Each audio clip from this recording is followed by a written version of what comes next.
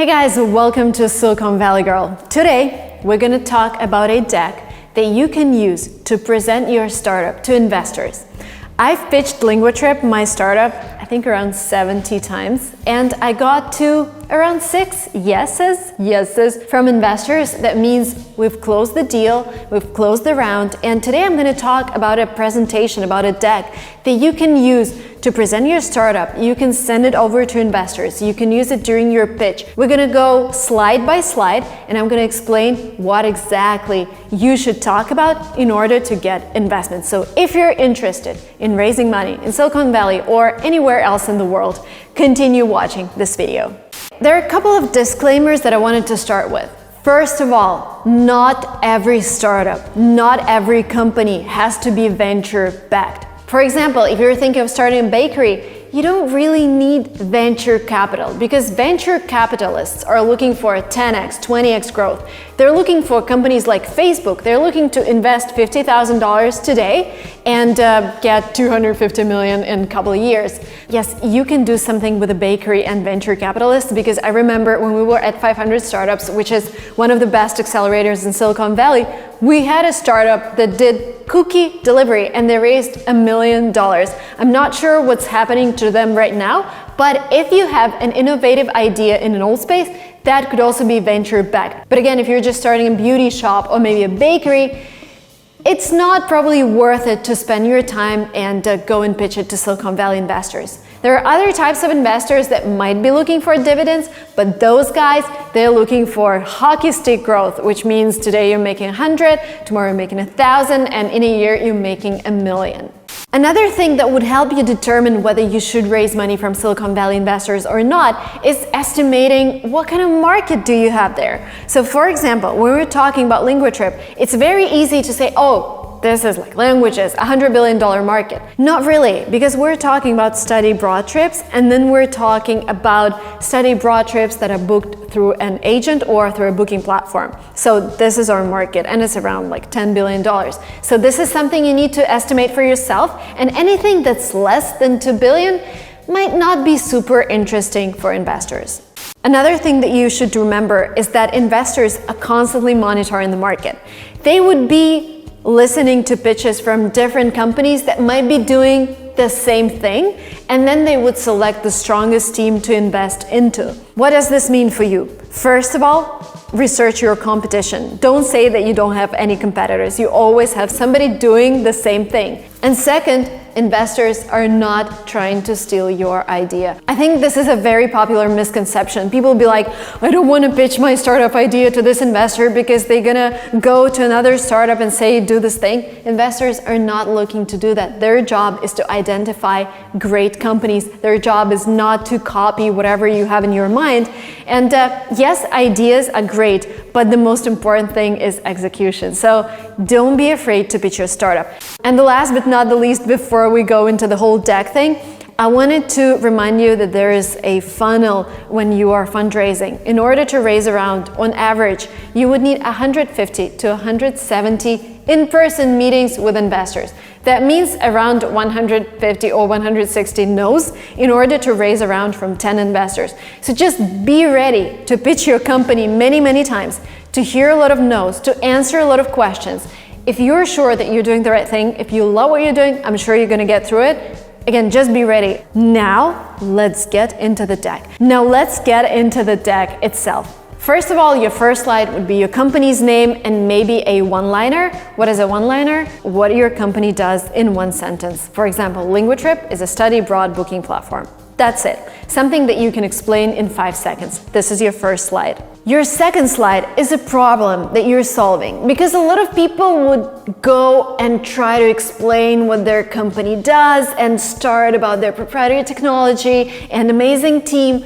But here you just need to tell investor, hey, there are so many students trying to learn a language, but because they're using apps all the time, they just can't speak the language. Maybe they know how to solve problems with the language or go through the tests, but they can't use it to work. They can't use it to study, and this is what LinguaTrip helps them solve. We connect them to language schools abroad. I'm just going to talk about LinguaTrip here because I've done this many times, but again, you're talking about your company, you are talking about a problem. So what is this problem that people experience every single day, or ideally every single minute, and you're solving it? So start with this. Now the next slide is your solution. Here you can have either text of what your company does. For example, LinguaTrip is a marketplace that connects language students to language schools abroad. It's a one-stop shop for every student where they can book their language course, accommodation, and get their visa.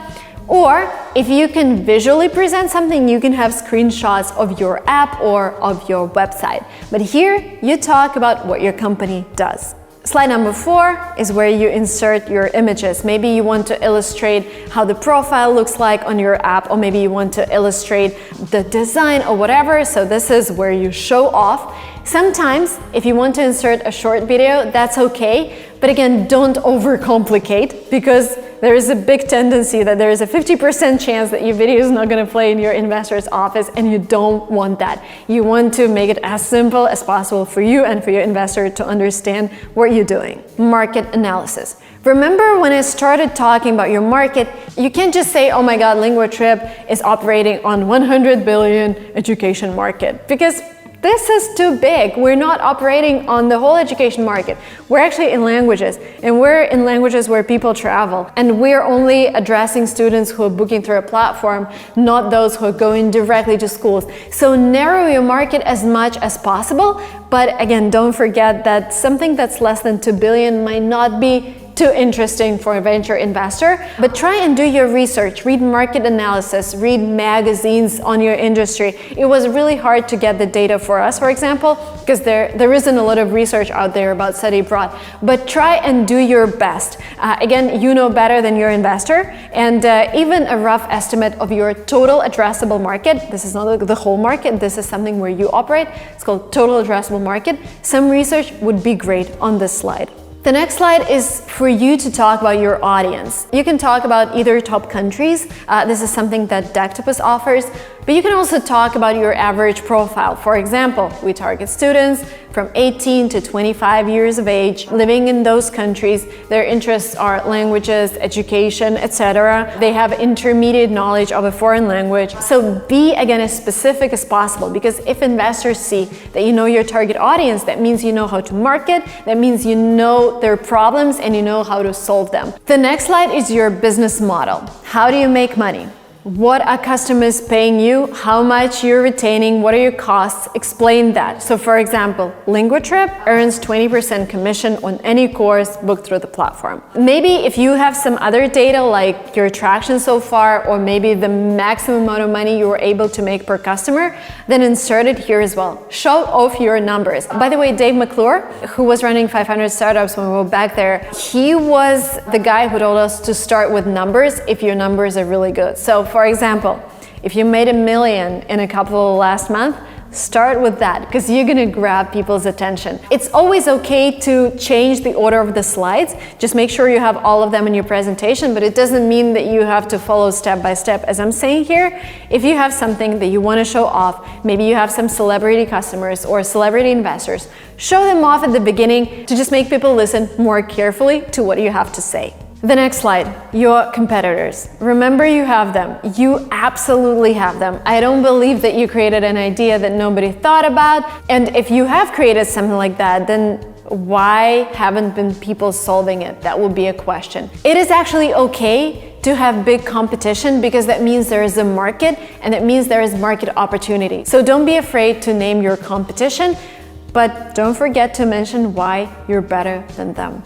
Number 9. Your stats. Probably if you're just starting out, your month-over-month growth would be the best stat to show off. 20% month-over-month, 40% month-over-month. If you have good revenue in dollars, then show that off. For example, last month we did $400,000 or whatever. Your best number should be here. But normally investors will want to see your revenue, whether you're cash flow positive or not, probably not, but anyways, how much you're spending in a month, and what is your growth in terms of revenue and in terms of costs. Then number 10 is your team. Normally you would have your co-founders here. Maybe you have some prominent C-level employees, then show them off here as well, and give a couple of sentences about every single person.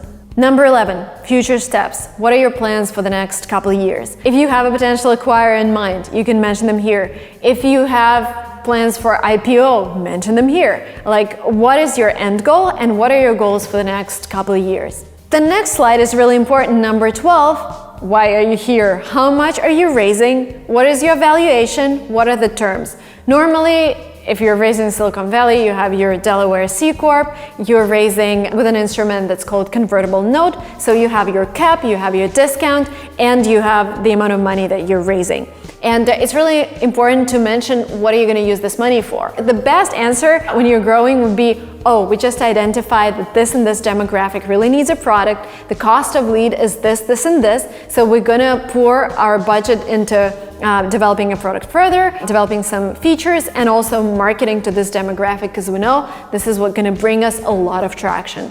And the end slide, you don't have to have it, but I would have it. Just saying thank you, time for question and answers. This is just for you to navigate through the whole thing and kind of have this final step in your presentation. And then be ready for a lot of questions for investors, because if they're interested, they're going to bombard you with a lot of questions. Be friendly, be willing to explain things. And at the end of the meeting, just thank them for their time. Don't forget to follow up. I was talking to one of our investors yesterday, and I was like, by the way, why did you invest in the first place? Because we were making this movie about LinguaTrip, and I was like, why did you invest in us in the first place? And he was like, I really like your pitch, I really liked your business model, but there was one thing that really stood out: you followed up the same day. So the same day after a meeting, I wrote him a follow-up email. Thank you so much for talking to us. You asked about this, this, and this. I gave them some additional information. I attached our agreement, the investor agreement, just in case. I always did that. This is something that 500 Startups advised us. So if you think that investor is going to invest, if he said yes, follow up with an agreement that is very easy to sign, maybe through an app called DocuSign or whatever you're using. Be the one who initiates the next step. Always follow up, be friendly, and even if the investor says no, keep them updated. Every month, just what's going on with your company, how are you growing, and how are things going with you. They're gonna appreciate it, and maybe they would invest not this month, but in a year or a couple of years. We have a lot of those stories, by the way. Thank you guys so much for watching this video up to the very end. I know this is not a typical topic for this channel, though it's Silicon Valley Girl channel. I'm looking forward to reading your questions down below, because they're gonna help me come up with the next topic for a similar videos. So please comment down below with whatever questions you have about fundraising. Again, I've raised a round for LinguaTrip, so I know a lot about that space. We'll be looking forward to reading your comments. Please subscribe to this channel if you haven't yet. And if you enjoyed this amazing content, please smash the like button. I'll see you very soon in my videos. Bye bye.